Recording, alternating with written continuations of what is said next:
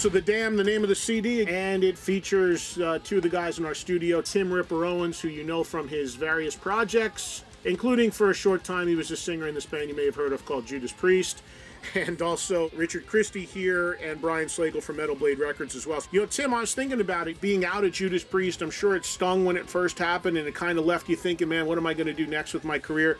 But, I mean, it's got to feel good that the mark you've made, you know, in that band, I mean, you're one of the few people who could have, I think, pulled off that gig. Being in Judas Priest was like me going to college, you know, and it kind of got me out there and people know me, and it wasn't a Blaze Bailey situation. No, it wasn't, you know, and I'm good friends with them, as with I am with Rob as well. But I'm, you know, Glenn and Ken, and we're all, you know, it was a good experience. Nothing sour came from it, you know, and that's what also helps.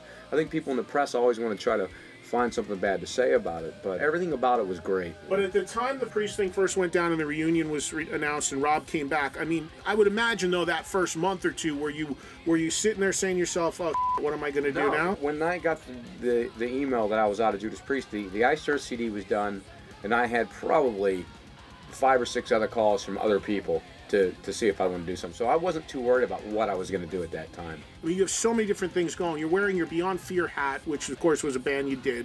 Your own solo album, Play My Game. You're still doing some stuff with Yngwie? Still do some stuff with Yngwie, yeah. Creatively, I write in Beyond Fear, and my solo record, I write my music. Right. But, you know, really, doing this was a no-brainer, you know. I mean, it was kind of the nice thing. It didn't take up much time to do it when we worked on it. Yeah, it was like 5 days for the vocals, yeah. I think. Tim was so amazing. He just came in, pounded everything out, and we had a blast in the studio with Jason Sukoff, who's the guitar player and the producer, and we just had a great time. Tim showed his ass a lot in the studio. You can see that on the there's a DVD that comes with the CD. I didn't know that was on the DVD that was in here. You might want to check it out now when you go home. Well, he puts his ass in Jason's face a lot when Jason's not looking, you know. He'll sneak up behind him. Right there, Brian, you could have probably went up $10 on the list price, right? Well, I don't know. We might have to discount it, too. You never know, just because of that. I shaved a bee into the hair on the one ass cheek just for Brian. Did you really? Yeah, so it kind of makes it a... I'm so flattered. Sentimental. Did you put an S on the other one, too, or are you waiting to see No, what I'm waiting. does? I was going to let him do that.